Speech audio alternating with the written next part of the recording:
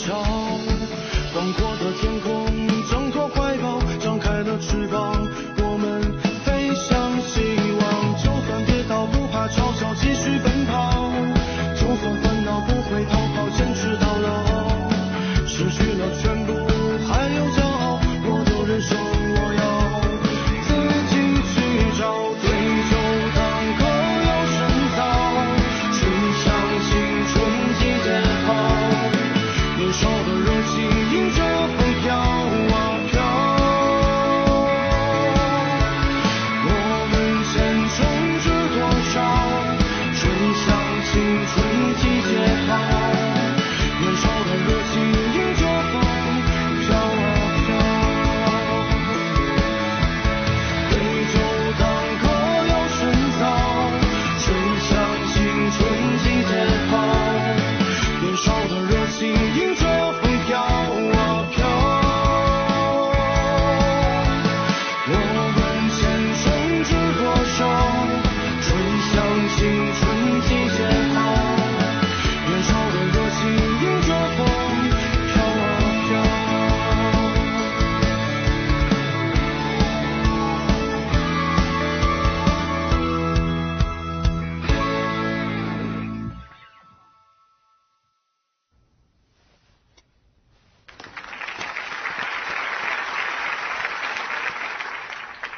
और ये भी। ब्रो, तुमने कमाल कर दिया। तुम अभी फर्स्ट ईयर में हो, लेकिन तुमने मेरी जितनी 4 साल की पढ़ाई खत्म नहीं कर दी। वाह। मैं जो भी कॉलेज में अचीव करना चाहता था वो मैं कर चुका हूँ अब। क्या तुम अब और कुछ करना चाहते हो? मैंने डिसाइड नहीं किया। क्यों ना सोचते सोचते गेम खेल ले, क्या कहते हो? चलो चलो चलो चलो चलो, खेलते खेलते। आ चलो जाओ। मैं नहीं खेल सकता। मारो उसे।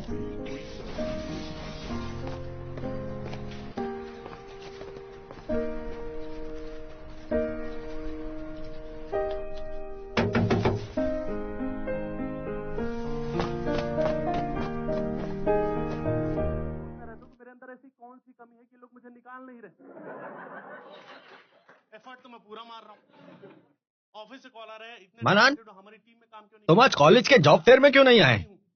क्या तुम इस सेमेस्टर में पास नहीं हुए हो? पर जो हे मनान, मैंने सुना तुम 6th क्लास में फेल हो गए और तुमने CET 4 भी नहीं दिया। ग्रेजुएट होना मुश्किल लग रहा है। हे, तुम्हें ली से बात करनी चाहिए, वो तुम्हें बहुत पसंद करता था ना। तुम्हें याद भी है तुम फर्स्ट ईयर में कितने होशियार थे? तुमने इन 3 सालों में क्या किया है? अच्छे स्टूडेंट से बेकार हो चुके हो। एक टूटता तारा भी इतनी जल्दी नहीं गिरता।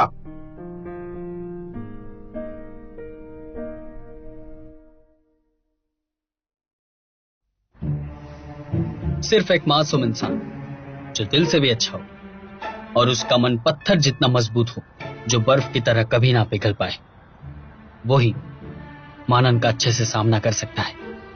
ऐसा इंसान कहाँ मिलेगा? हेलो स्टूडेंट्स, तुम भी दौड़ रहे हो? आहा, जवान होना कितना मजेदार है। हे, शर्माओ मत, हम एक रेस लगाते हैं। मैं आ रहा हूँ।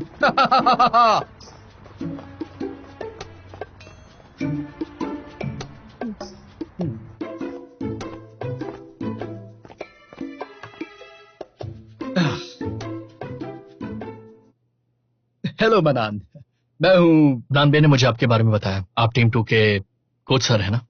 शाउसा, आप सीधा पॉइंट पर आ जाइए। मेरा नाम साजिशु है। ठीक है, मैं पॉइंट पर आता हूँ। हाँ, तो वक्त आ गया है कि मैं तुम्हें हमारी डिबेटिंग टीम को ज्वाइन करने का इनविटेशन दूं। टीम 2। नहीं करूंगा। मनान, मेरी बात सुनो। मेरे पास टीम 2 के लिए एक बहुत अच्छा प्लान रेडी है। आगे जाकर हम प्रोविंशियल कंपटीशन में जाएंगे, टीम 1 को हराएंगे और नेशनल चैंपियनशिप भी जीतेंगे। इन सब के बाद तुम्हें बेस्ट स्टूडेंट अवार्ड के लिए भी रेकमेंड करेंगे। तुम्हारा फ्यूचर ब्राइट है। फिर क्या? एक अच्छी जॉब ढूंढो। बिल्कुल आपकी तरह। जब तक तुम मेहनत करते रहोगे तुम ये हासिल कर सकते हो। वैसे एक अच्छी जॉब क्या होती है? मिस्टर शाह, आप स्कूल में एक टीचर हैं तो आपने ग्रेजुएशन तो कंप्लीट की ही होगी। आपने लाइफ में इतनी मेहनत की और फिर आपको एक बेकार सी टीम 2 मिल गई, लेकिन आप रिजेक्ट नहीं कर सकते। उनकी वजह से आपको प्रमोशन मिलेगा। फिर 3 से 5 साल के बाद शायद आप यूथ लीग कमेटी के सेक्रेटरी बन जाएंगे। सही कहा ना? और तब तक तो आप करीबन 30 साल के हो जाएंगे।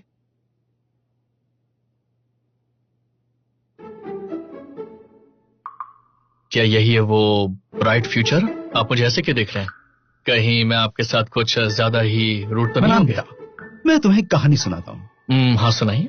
3 जुलाई को 1518 में कीचुन कंट्री के हुबे प्रोविंस में एक मेडिकल फैमिली में एक छोटे से बच्चे ने जन्म लिया था। उसके माँ बाप ने उसका नाम रखा था ली शेजन। एक मिनट, आप ये सब मुझे क्यों बता रहे हैं? मेडिकल साइंटिस्ट और एक फार्मासिस्ट था। उसने एक मास्टरपीस बनाया जिसमें 1.92 मिलियन वर्ड्स थे, कंपेंडियम ऑफ मटेरिया मेडिका। उसने 8 एक्स्ट्रा मेरिडियंस और स्टडी ऑफ द पल्स भी लिखा था। लेकिन ये सब तो मैं स्कूल में पढ़ ही चुका हूँ ना। तो हम उनकी कहानियों से क्या सीख सकते हैं? वो एक ऐसे इंसान थे जो प्रॉब्लम से कभी हार नहीं मानते थे। जीत के रास्ते में वो किसी को आने नहीं देते थे। उन्होंने अपने गोल्स के लिए बहुत कड़ी मेहनत की और सफल भी हुए। और उसके बाद उन्होंने जल्दबाजी कभी नहीं की, हमेशा आगे बढ़ते रहे और पीछे मुड़कर नहीं देखा। वो इस दुनिया में बहुत ही अनोखे हैं जिन्होंने सक्सेस के साथ साथ अपनी वैल्यूज का भी पूरा ख्याल रखा ताकि सफलता पाने के बाद वो उससे अंधे ना हो जाए। कितने कमाल के इंसान थे वो। इतनी तरक्की पा लेने के बावजूद बहुत ही हम्बल और बहुत ही सुलझे हुए इंसान थे। इसलिए आज भी करीब 500 साल के बाद उनकी कंपेंडियम ऑफ मटेरिया मेडिका आज भी सराहनीय है। और वैसे आप कहना क्या चाहते हैं? मैंने सुनो, तुम्हें नहीं लगता कि तुम्हारा फ्यूचर भी इतना ब्राइट हो सकता है? क्या तुम्हें कभी कुछ कर दिखाने का जुनून नहीं हुआ?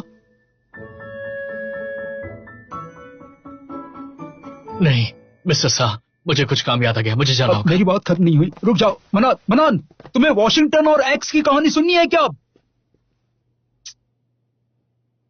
क्या मैं उसे इंस्पायर कर पाया या नहीं? ट्राई करते रहना चाहिए। मनान स्टूडेंट, मैं तुम्हें बचा कर रहूंगा।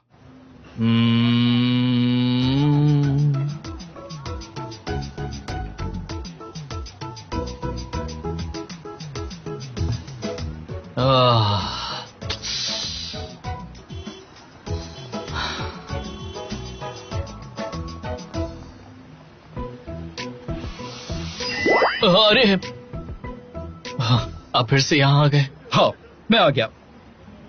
मनान, क्या तुमने हमारी डिबेट टीम ज्वाइन करने के बारे में कुछ सोचा? मुझे नहीं करना।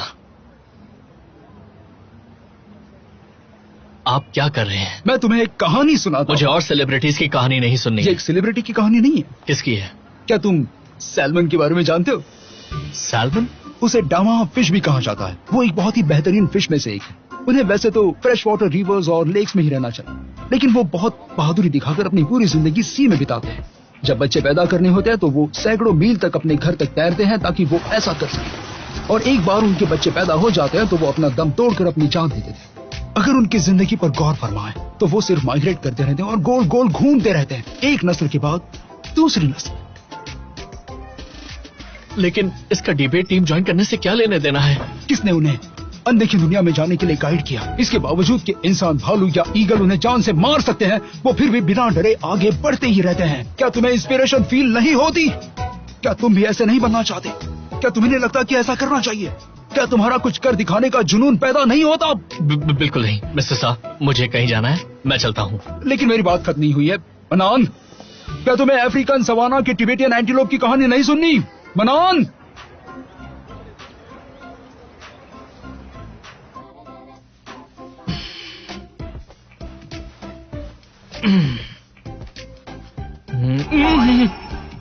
आप यहाँ भी आ गए? मनान बेटा, वो मुझे टीम को मैं नहीं करना चाहता।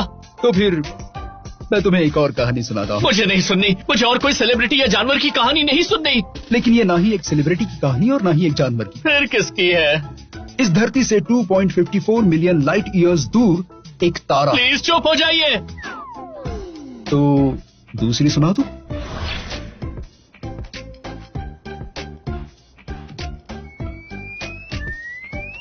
मनान सुनो ना। आप यहाँ कब आए? हाँ, क्योंकि अब तुमने फर्स्ट राउंड खेल ही लिया है तो। लेकिन आपके आने की आवाज भी नहीं आई, मैं तो डर ही गया। वो तुम ध्यान लगाकर बैठे हुए थे ना, और वैसे भी मुझे भी खेल में दिलचस्पी है, तो मैं तुम्हें डिस्टर्ब नहीं करना चाहता। एक मिनट वहीं रुक जाइए, वहीं पर रहिएगा, पास मत आइएगा। मनान बेटा, क्या तुमने डिबेट टीम ज्वाइन करने के बारे में सोचा है? रुक जाइए, मैं नहीं ज्वाइन करने वाला। ठीक है, तो एक और कहानी सुन। नहीं, मुझे सेलिब्रिटी और जानवर की कहानी नहीं सुननी है, समझे? मेरे पास बहुत सारी नई कहानियां हैं, एक बार सुनो तो। मनान, अपनी जवानी के चिराग को जगाओ, ये मौका फिर नहीं मिलेगा।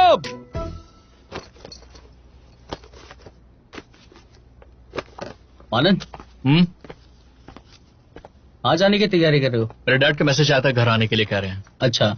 वैसे शायद सर नहीं, नहीं, उनका नाम भी मेरे सामने मत लेना कभी।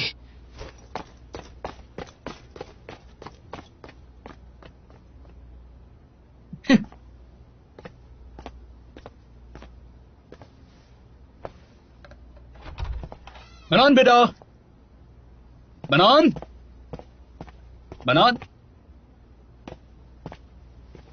मनान बेटा, कहाँ गया? भाग गया।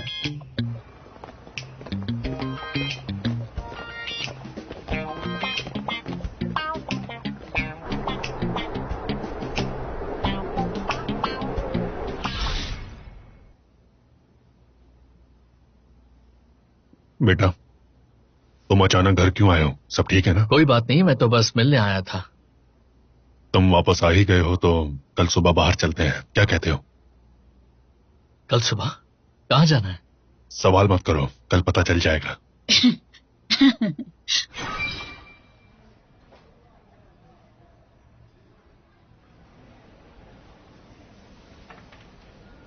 हम यहाँ क्या कर रहे हैं? घर खरीद रहे घर खरीद रहे हैं? हाँ। लेकिन घर खरीदने की क्या जरूरत है? घर नहीं होगा तो तुमसे शादी कौन करेगा? नहीं नहीं, तुम्हारे डैड का वो मतलब नहीं था। उनका मतलब था अगर तुम और तुम्हारी गर्लफ्रेंड को शादी करनी होगी और तब घर के दाम इतने कम नहीं हुए तो हम क्या करेंगे? हाँ, तुम जैसे ही कॉलेज गए तो हम दोनों ने घर के लिए पैसे जोड़ने शुरू कर दिए और अब तुम ग्रेजुएट होने वाले हो तो हमारे पास पैसे भरपूर हैं। कितनी अच्छी बात है ना? अरे बेटा, तुम्हारे डैड का ये मतलब नहीं था। हम तुम्हें ग्रेजुएट होने के लिए फोर्स नहीं कर रहे। अब तो तुम बड़े हो गए हो और तुम्हें अपनी आजादी चाहिए। तुम आजाद होकर अपने तरीके से जी सकते हो। तुमने अपना भविष्य खुद चुना है। तुम्हारी लाइफ में इंटरफेरेंस हम नहीं करेंगे, लेकिन हमें भी आजादी होनी चाहिए तुम्हारा ख्याल रखने की। इसलिए तुम्हें भी इंटरफेयर नहीं करना चाहिए, है ना? जरा ये वाला देखो, कितना सुंदर घर है। 2 रूम्स हैं और 2 हॉल्स भी हैं। कितना बड़ा हॉल है। और ये बालकनी तो देखो, इसे स्टडी रूम बना सकते हैं। आपका नाम मानान है ना? अपना आईडी दिखाइए प्लीज। मेरा आईडी क्यों चाहिए? 1 मिनट। सब ठीक है, ये लीजिए, यहाँ साइन कर दीजिए। साइन करो।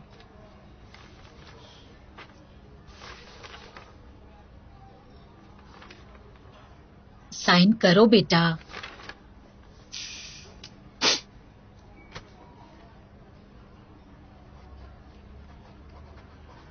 ये लो बेटा, और लो। स्कूल का खाना खा खा के थक गए होगे। मैंने तुम्हारे जेब खर्च के लिए पैसे भी ट्रांसफर कर दिए। Thank you dad. कोई बात नहीं बेटा। अरे रुको, खाना बंद करो। हमें पहले सेलिब्रेट करना चाहिए। हमारे बेटे नैन का खुद का घर है। ये तो सेलिब्रेट करना चाहिए। Come on, Cheers. cheers. ज्यादा मत पीना। पूरा खत्म मत कीजिए, सेहत के लिए अच्छा नहीं है। अरे सुनिए ना, क्या हमें फिश टैंक का पानी बदलवाना चाहिए? देखिए ना, फिश खुश नहीं है। हाँ। पानी जरूर बदल देना। मैं कल कर दूंगा।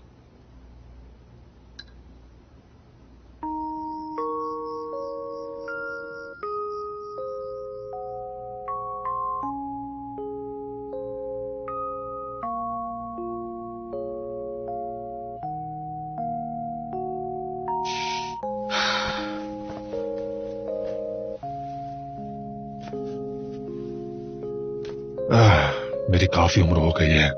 मेरे चेहरे को तो देखो, मेरे बाल भी पूरे सफेद हो गए।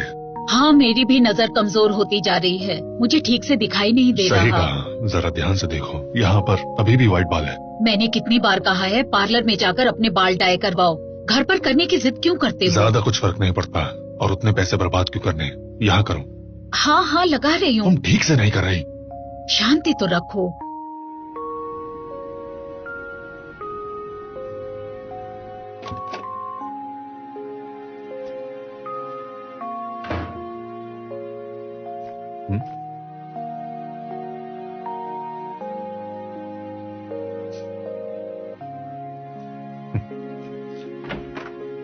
नान बेटा, फिश टैंक का पानी तो ये चला गया।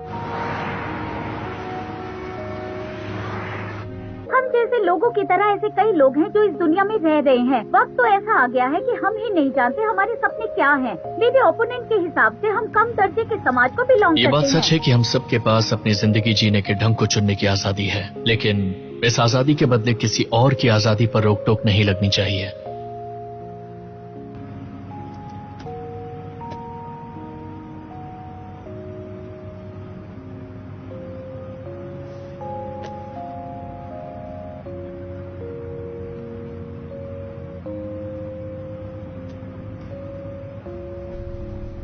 हेलो नानबे, कल रात को तुम कहा थे, फोन किया उठाया नहीं तुमने। मैं अपने घर गया था। मेरा एक काम कर दोगे प्लीज? हाँ बोलो। घर जाकर मेरी ड्रॉवर खोलना, तीसरी ड्रॉवर, उसमें मेरा आईडी कार्ड होगा। मेरा आईडी नंबर चेक करना, CT4 के लिए साइन अप करना है। No problem. और हाँ, तुम्हारी टीम को अभी भी मेरी जरूरत है।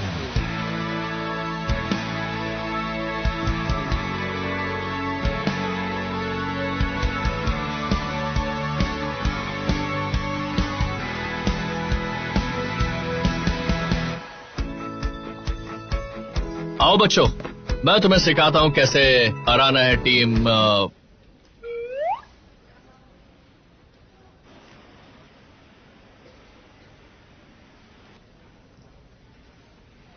पैकेज 7301 आप में से किसी का है? नहीं है? माफ कीजिएगा।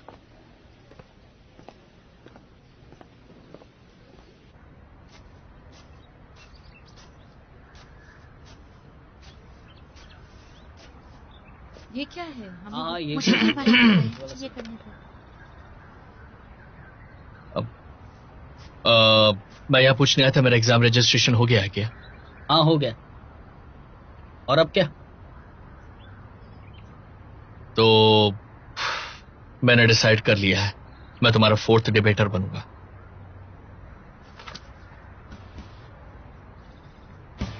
अब बारी है जिसका सबको बेसब्री से इंतजार है, और वो है फ्री डिबेटिंग। चलिए हमारे डिबेटर्स का वेलकम करते हैं। Thank you madam. पहले डेफिनेशन समझते हैं। कंफर्ट जोन एक ऐसा एनवायरनमेंट है जिसमें ज्यादा कंफर्टेबल होते हैं और अपना काम कर सकते हैं। ज्यादा कंफर्टेबल का क्या मतलब है, और कंफर्टेबल के आपके हिसाब से डेफिनेशन क्या है? ज्यादा कंफर्टेबल का मतलब है अनकंफर्टेबल नहीं होना, और काम से हमारा मतलब है इस एनवायरनमेंट में ऐसी चीजें करना जिससे इंसान को सिर्फ खुद ही मुनाफा हो और किसी को नहीं। कंफर्ट जोन वाले बच्चे अपने माँ बाप पर एक बोझ हैं। उन्होंने ऐसा क्या काम किया है? उन्होंने अपने पेरेंट्स का साथ दिया है। साथ देने के लिए आप कुत्ता भी पाल सकते हो, तो उसने कौन सा काम किया है? वो तो उसके जीने का मकसद है। इसीलिए तुम्हारी डेफिनेशन में खुद के लिए फायदे वाला काम करना गलत है। तुम्हारे हिसाब से हमें कंफर्ट जोन से बाहर आना चाहिए, लेकिन जब वो इतना कंफर्टेबल है तो हम बाहर क्यों आए? लेते रहना, कंफर्टेबल है तो बैठना है क्यों? चेयर बहुत ही कंफर्टेबल है तो खड़े रहने का तो कोई मतलब ही नहीं बनता, क्योंकि जब तक मैं खड़ा नहीं रहूंगा तब तक लोग मेरे लिए तालियां भी नहीं बजा पाएंगे। हमारे डिबेटर भी खड़े हुए थे, लेकिन वो अपनी बातों में लड़खड़ा गए। इसलिए अगर आप कॉन्फिडेंस से खड़े होते हो तो आपको तालियां मिलती है, वरना शर्मिंदगी भी हो सकती है, लेकिन बैठे रहने पर आपको कभी शर्मिंदगी नहीं होगी। अगर आप सब बैठे रहे तो ज्यादा शर्मिंदगी होगी। मेरे फेलो डिबेटर्स, पॉइंट पर आते हैं। क्या सफर करना ठीक है? क्या डिसकंफर्टेबल सफरिंग जैसा है? क्या आपको नहीं लगता?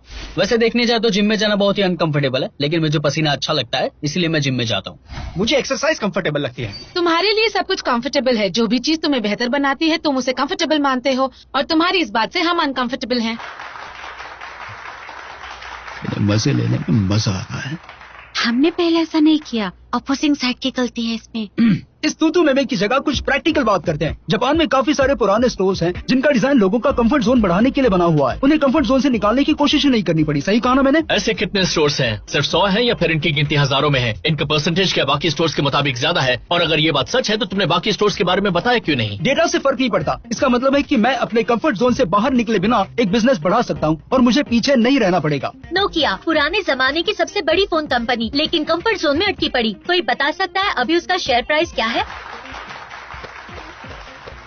चलिए फिर टाइम में और पीछे जाते हैं। गिंजा सुशी को टोक्यो में पिछले 120 सालों से सुशी बना रहे हैं। वो अपने कंफर्ट जोन में काफी अच्छा कर रहे हैं ना? यामाहा ने अपने मन की, निटेंडो ने अपना बिजनेस बदल दिया और मिशेलिन ने अपने काम से अलग कुछ करने के लिए बीड़ा उठाया था। क्या ये सारी वर्ल्ड क्लास कंपनीज अपने कंफर्ट जोन से बाहर निकलने के लिए फेमस हुई थी क्या? वैसे भी तुम्हारी कंपनी को कोई नहीं जानता। यामाहा ने इंस्ट्रूमेंट्स रिपेयर करना नहीं छोड़ा जब उन्होंने शिप्स बनानी शुरू की। मिशेलिन ने टायर्स बनाना नहीं छोड़ा जब उन्होंने फूड गाइड्स लिखना शुरू किया। उन्होंने अपना कंफर्ट जोन नहीं छोड़ा बल्कि उसकी बाउंड्री को और बढ़ा दिया। फिर भी वो अनकंफर्टेबल नहीं हुए। क्या ये बेहतर नहीं है? यामाहा और मिशेलिन का एक्सपेंशन उनकी 100 साल पुरानी नींव पर मुमकिन हुआ। लेकिन हम तो आजकल के यंगस्टर्स के बारे में बात कर रहे हैं जिन्होंने कुछ साल पहले ही पढ़ाई करना शुरू किया है। हमारा कंफर्ट जोन अभी भी हमारे पैरों के नीचे की जमीन ही है। मेरे फेलो डिबेटर्स, क्या मेरा ये हक नहीं है कि मैं अपने कंफर्ट जोन में रहूं? क्या सारे यंग बच्चों को नेवर गिव अप के स्लोगन को मानना ही होगा? क्या मैं अपने कंफर्ट जोन में शांति की जिंदगी नहीं जी सकता? हाँ, तुम रह सकते हो, लेकिन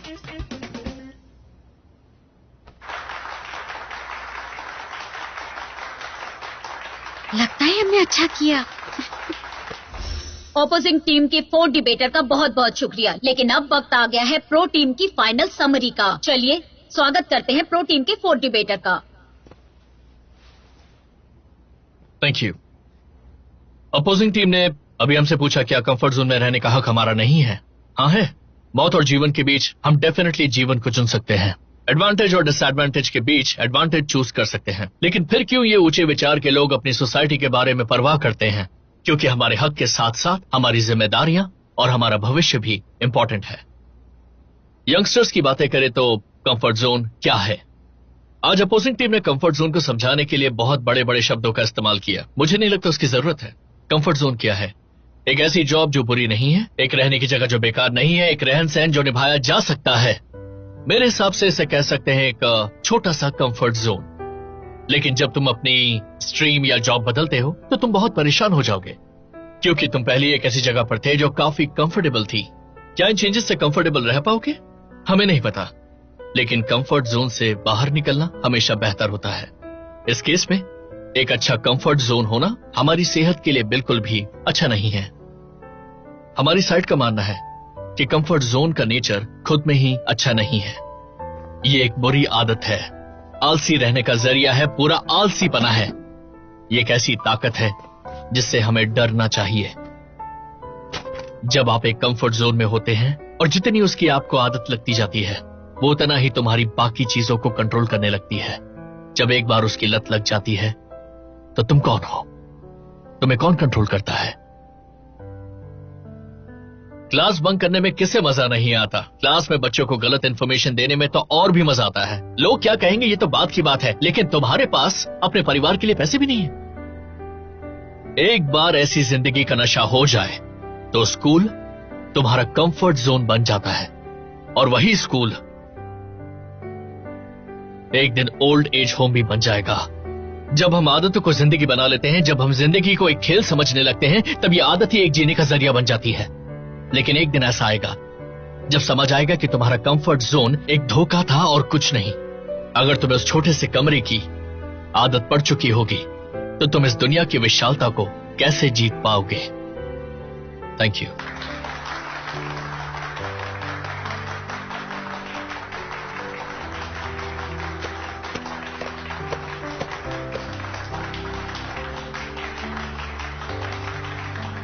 इस डिबेट कंपटीशन का रिजल्ट इस वक्त मेरे हाथ में है और अब मैं अनाउंस करने वाली हूं कि कौन विनर है।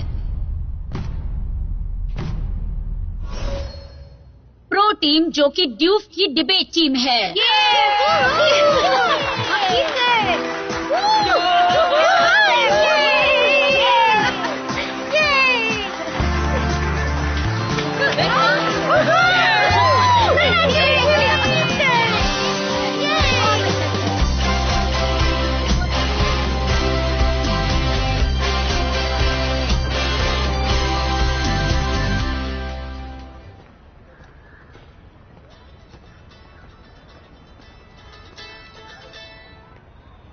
हाँ डैड।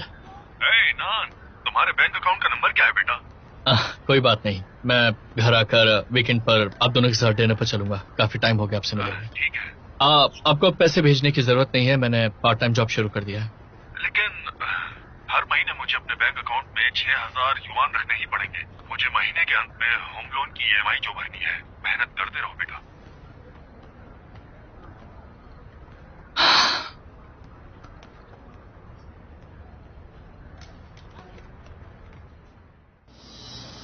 हमारा आज का एजेंडा है कि हम अपनी पुरानी परफॉर्मेंस को रिव्यू करें।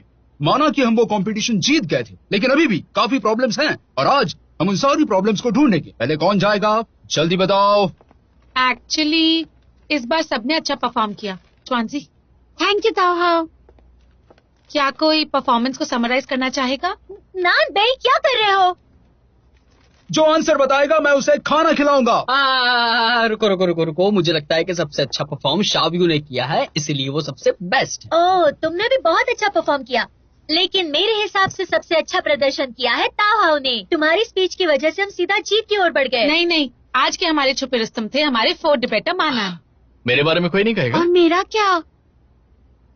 स्वांसी, हमारी लॉजिस्टिक टीम और चीयरिंग टीम की लीडर होने के नाते तुम्हारा प्रदर्शन भी काफी उम्दा था। डोंट वरी, तुम सबसे बेस्ट थी। ऑपोजिंग टीम की चीयरिंग टीम की तो बोलती बंद हो गई थी। बस हुआ, बंद करो।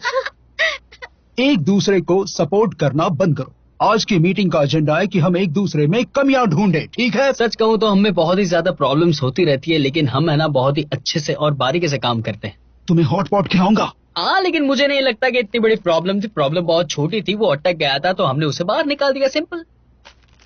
तुम किसकी बात कर रहे हो? कौन उनके लॉजिकल सेटअप में फंस गया था? कौन उनसे थोड़ा सा घबरा गया था?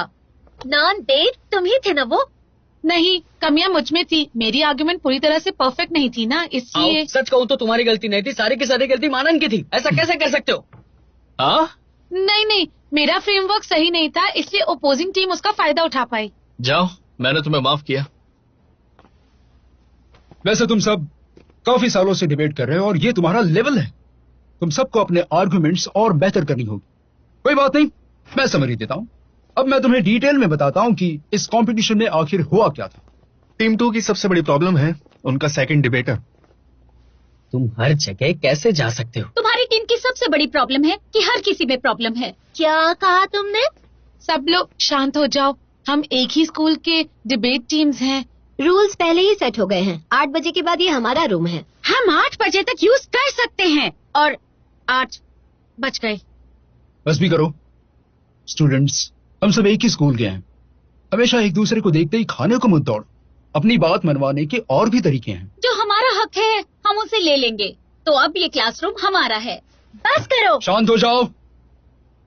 ये बस मेरे ऊपर छोड़ दो।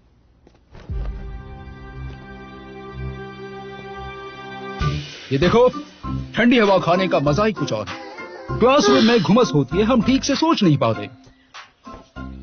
कोई बात नहीं, भगवान हमारा ही साथ है। Think positively. चलो मैं समझ देता हूँ। कंपटीशन के दौरान तुम सब में कुछ कुछ कमियां थी, इसमें कोई दो राय नहीं है। कुल मिलाकर 4 प्रॉब्लम्स थी: अकड़, जिद, दिखावट, कोमलता। टाओहो तुम में अकड़ है। हाँ?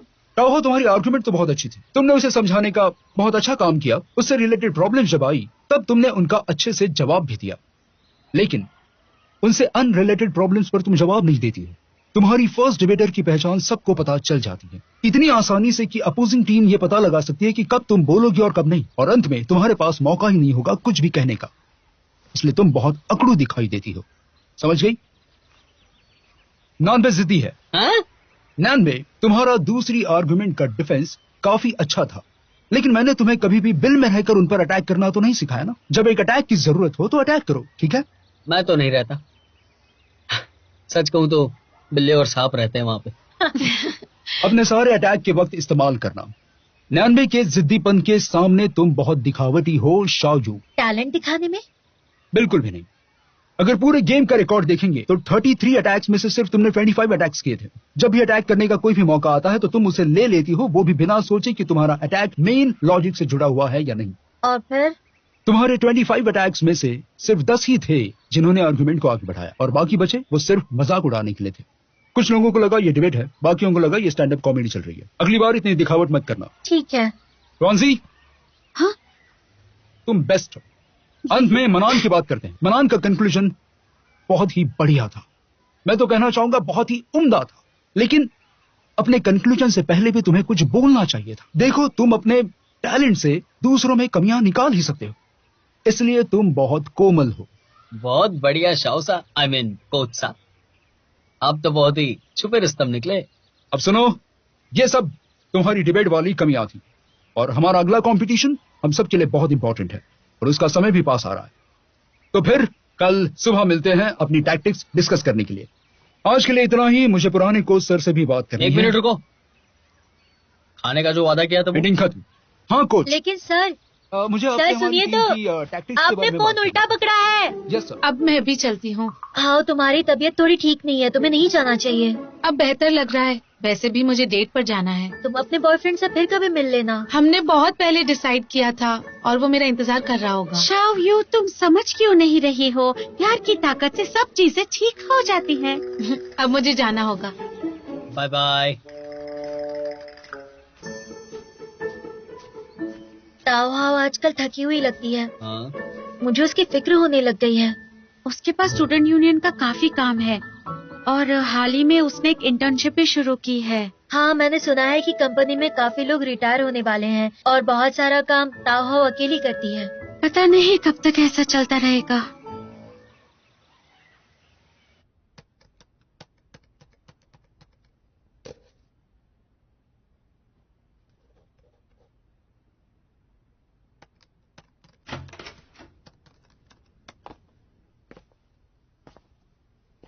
तुम यहाँ क्या कर रही हो? मैं तो बस यहाँ से गुजर रही थी। अब तुम क्लासरूम यूज कर चुके हो तो मैं अंदर आ सकती हूँ ना?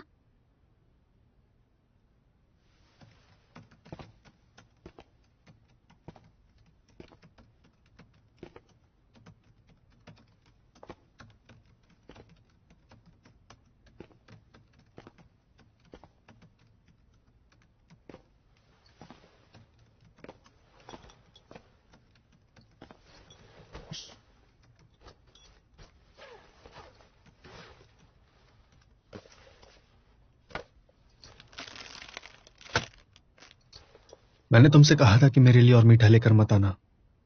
दरअसल ये कुकीज मैंने अपने लिए बनाई थी। ओह, ठीक है फिर।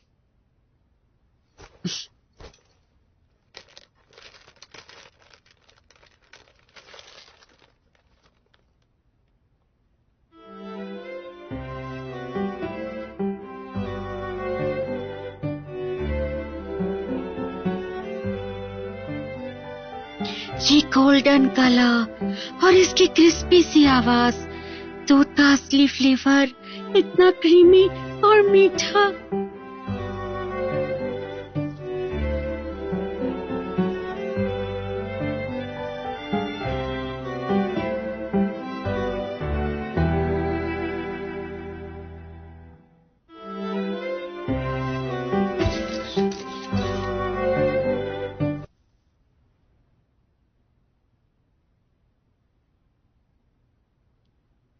यान्सी, हाँ?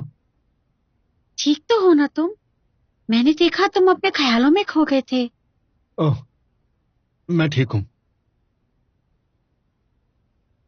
क्या तुम इस कुकी को देख रहे थे?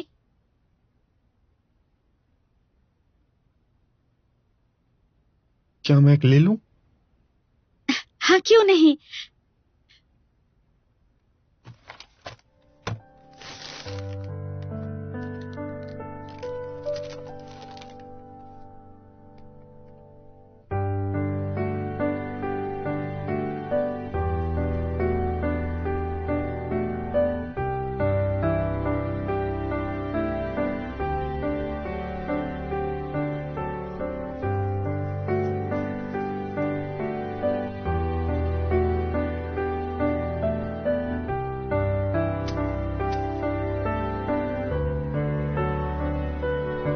मैं चलता हूँ।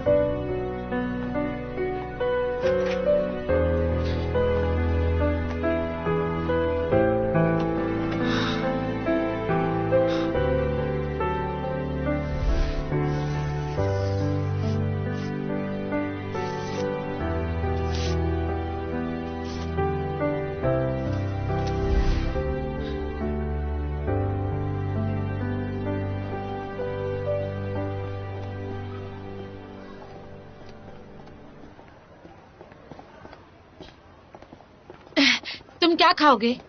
कुछ भी चलेगा। नूडल्स? खाते हैं। और हाँ, तुम्हारा पेट ठीक है ना? फिर हॉटपॉट खाते हैं। तुमने जैसे ही हॉटपॉट कहा मेरा भी खाने का मन कर गया। चलो ना। क्या तुम सच में खाने के लिए कह रही हो क्या?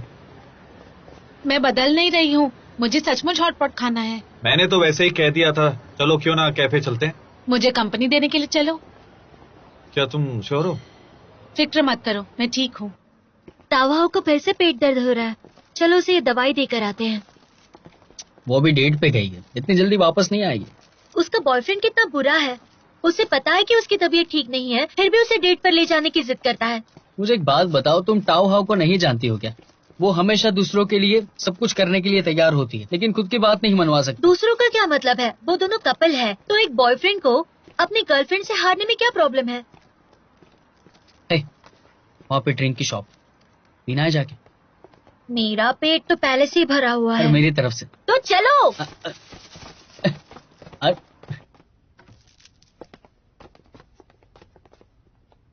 38 युआन का एक लार्ज, लेकिन इसके लिए इतनी लाइन? आज के लिए एक ऑफर है, कपल्स के लिए 1 पे 1 फ्री है। बेबी तुम बेस्ट हो। Thank you. तुम बहुत अच्छी हो।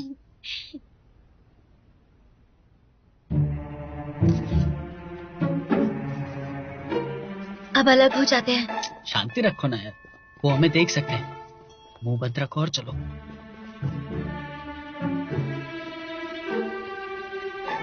ये कौन सा फ्लेवर है? तुम्हारे पास कौन सा? पता नहीं, शायद पाइनएप्पल होगा। मैं टेस्ट करूं? शायद हमने गलत ऑर्डर किया है। नहीं, हमेशा तो इस पर डिटेल लिखी हुई होती है। अब अलग हो जाए? हाँ ठीक है, हो जाओ। हाँ।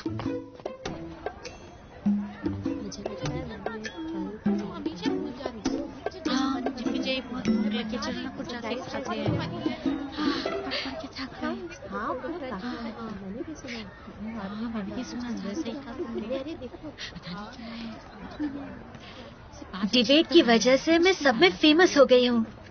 क्या बात है।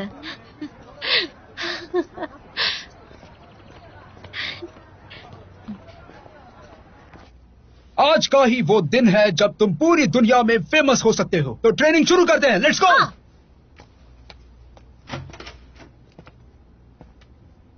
हमारी टीम को प्रैक्टिस करनी है, तो प्लीज। तुम इतना काम भी ठीक से नहीं कर सकते हो क्या? टाइम देख रहे हो क्या? हमारा कल एक इम्पोर्टेंट कंपटीशन है, तो हमें क्लासरूम चाहिए, तो आप जा सकते हैं। तुमने ही कहा था ना कि ये रूम 8 बजे तक हमारा है। टीम 1 इमरजेंसी में रूम ले सकता है। शांत हो जाओ, मैं हैंडल करता हूं।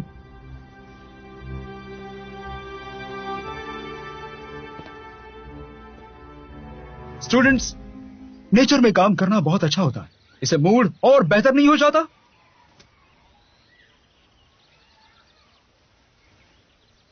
स्टूडेंट्स, हम यहाँ बाहर बैठे। सही कहा, ऐसा नहीं कि हम उन्हें हरा नहीं सकते, लेकिन शायद पुराने कोच हमारी ज्यादा मदद करते। सही कहा, अब थोड़ी देर तक भी खड़े नहीं रह पाए।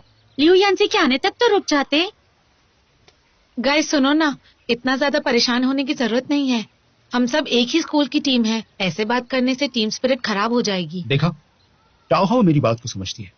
हमें ऐसी सिचुएशंस को अपने ऊपर हावी नहीं होने देना चाहिए, समझे?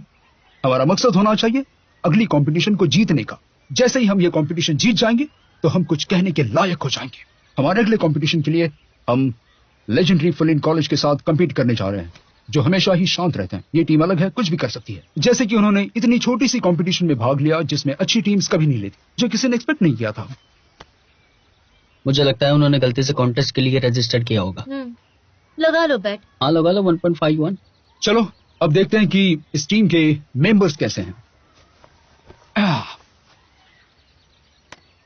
ये है वोंग वेंजिंग, फर्स्ट डिबेटर। इसे हिस्ट्री बुक भी बुलाते हैं। इसका लॉजिक क्लियर होता है और ये हिस्टोरिकल एविडेंस देने में माहिर है। उसे कविताओं से लेकर सारे मुहावरे आते हैं। इसकी हॉबी लकड़ी जलाकर आग लगाना है और इसने बेस्ट एनवायरमेंटल प्रोटेक्शन अवार्ड भी जीता है। वाह, काफी यूनिक है। सेकंड डिबेटर जाओ शेंगोन, ये बहुत ही तेजी से आर्गुमेंट्स बनाता है और उतनी ही तेजी से अटैक भी करता है, जिससे इसके अपोनेंट्स अपना डिफेंस नहीं कर पाते हैं। जीलिन, थर्ड डिबेटर, प्रिंस चार्मिंग और स्मार्ट, जो लोगों की आर्गुमेंट्स में कमियां निकालने में माहिर है और फिर डिफेंस के साथ अटैक करता है। कहते हैं इसके पूर्वज सोक्रेटिस थे। अच्छा तो दिखता है, लेकिन अभी भी पीछे मैं है। बॉयकॉट करता हूँ। मैंने कह दिया ना, मैं बॉयकॉट करता हूँ। Gong Hawking, fourth debater. इसके पास भर भर के नॉलेज है। इसके आर्गुमेंट्स में बहुत इमोशन होता है। ऑडियंस इससे रिलेट कर पाती। भावनाओं का इस्तेमाल करने में ये माहिर है। जरा सुनते हैं। जैसे मेरे फेलो डिबेटर ने कहा, जब रिजल्ट आने के लिए आप कुछ भी करने के लिए तैयार हैं, तो आप इंसान देखो देखो, ये कितना तेज बोल रही है। शायद हमारी तो बोलने की बारी ही ना है। क्या हम जिंदगी इसलिए ये बहुत जरूरी है कि तुम अपनी बात करने की स्पीड को बढ़ाओ। ये हमारा अगला गोल भी है, बात करने की स्पीड। बात करने के ढंग को प्रैक्टिस करना आउट ऑफ फैशन हो चुका है। हमें कॉन्टेस्ट पे ध्यान देना चाहिए ना। ये तो सोचने का बस एक तरीका है। एक्चुअली मुझे लगता है ये लॉजिकल है। डिबेट का मतलब सिर्फ अपनी नॉलेज और लॉजिक को दिखाना नहीं होना चाहिए। अगर आपकी बात करने का ढंग बिल्कुल एक टॉप एंकर जैसा है, तो क्या ऑडियंस को सुनने में ज्यादा मजा नहीं आएगा? बोलो। बिल्कुल सही कहा। ये एक बहुत छोटी सी ट्रेनिंग है। इसके बाद जब तुम बोलोगे, हंसोगे, गाओगे, रोओगे या रैप करोगे, तब तुम प्रैक्टिस भी कर सकते हो। एक ड्रामा स्कूल के बहुत बड़े प्रोफेसर ने ये कहा था कि हर लाइन को प्रैक्टिस करना जरूरी है, इसलिए उसे अपनी जिंदगी का हिस्सा बना लो। ठीक है, चलो यहीं रुक जाते हैं। चलो बच्चों, तो प्रैक्टिस शुरू करते हैं।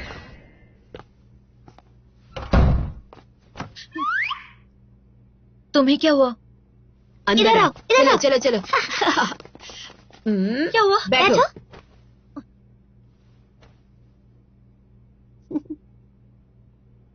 क्या हुआ है? ये सब कब से शुरू हुआ? तुम दोनों के बीच आजकल क्या चल रहा है? मुझे नहीं पता। किस बारे में तुम ये? शायू, तुम्हारी और नानबे की फोटो वायरल हो गई है। किस फोटो की बात कर रही हो? ये देखो, ये तुम और नानबे हो ना? ये रोज अपडेट होता है।